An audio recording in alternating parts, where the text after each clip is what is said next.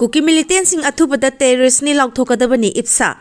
terrorist ki thabak thaong sing chatharakpada India lengang na tuminna yengduna leiba amasung Manipur lengang na mifam famduna khanaraga leiba asi ubada angakpa phawi athuba matamda Kuki militants sing terrorist ni laothokadabani haina International Peace and Social Advancement na taksilagle IFSA gi secretary general nongthom sana jawna thadorakpa cherol na hai new kaithel mamida pangtokpa recruitment de saruk yagadaba miyoi ahumbo all kaithel mamida lambi lana salubadagi Kuki militants sing na phajilaba matungda miyoi amakhak thadorakpagi thaong asi security singi mathakta singnaba poi kala tombidagi sanglaga security singna asar awo pumnamak kupsen senaraga lei haibasi pumnamangna khangi aduga irai lai na miyoi ahum asi matau karamna Kuki militant gi khutta tahan khibano phajinna thamkhraba miyoi ani asigi afafata teksa security force na pugadabani makhoina sakhiba khongchet adu Assam Rifles ki recruitment ga mari leinaba thabangni makhoi bu phakhiba haibasi army Assam Rifles ki thabakta Kuki militant singna khut thinjinbani haina logadabani NIA na phakhiba mak hauki ka makhoina phajinna thamliba miyoi aniga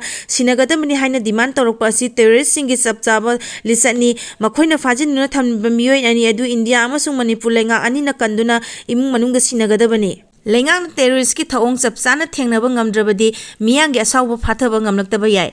Kuki sin terrorist singi ka henba thaong thengnanaba lenga ki phamnaiba singna amatoina punsinduna akanba thabu paikhatpa ngamdrabadi Meeyamgi asauba fathaba ngamlaktaba yai haina Kokomi student wing na phongdoragle Kokomi student wing na thadorakpa cherol amana makhata na hai haukiba September 23 ta SSC gi recruitment exam saruk yaba sarkhiba miyoi ahum sin Kuki narco terrorist singna kidnap tawkhiba aduga makhoigi manungda miyoi ama thadoraklaga anibuna ngasi su phajinduna thamba asi terrorism gi thaong amani hena laibak thibadi hauji phajinduna thamliba miyoi ani asiga Manipur gi integrity thugaina ba honabada choba thodang lokhiba amadi India gi sovereignty da choba singnabaga mari leinana NIA gi case leiriba amadi Sajiwal jail da thamliba makti hauki ka onasi hairakliba wafam asina achumba oirabadi India gi home minister amadi Manipur gi DGP loinana security advisor na ngasi phabo tumina yengduna leiribagi wahan thokarino India lengana sumaitai phruki miyoi singbu hanna yengdaba ahoina dum Kuki militant singi misang changduna lagli haibagi singnaba leire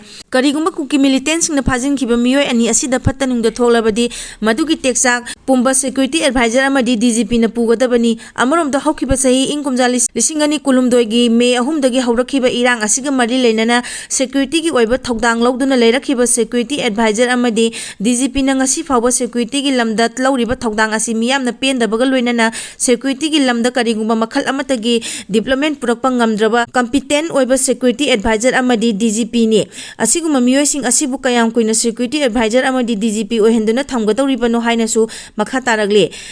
Misam Meeyamgi mathakta Kuki narco terrorist singna leptana chatharileba terrorist ki thawong asi chapchana thengnanaba akanba thabu paikhatpa ngamdriba amadi India lenga ki mathakta Meeyamgi mihusingna amatoina leminaduna chapchana thengnaba ngamdaba haibasi Misam Meeyamgi asauba nongmagi hengalakani Meeyamgi asauba control tawba ngambagi wangmada lakani haibasi phamnaiba singna khangjinba chungbani hainasu makhatana phongdorali UNC na total shutdown laothokre State asida nongna sengkiba district taret masangi mafamda hanjil halu haiba wafam lengangna tasinadana leibagi mayokta October 3 gi ahing nongyaidagi United Naga Council UNC na konwa mafam singda pung nifunival gi total shutdown laothokre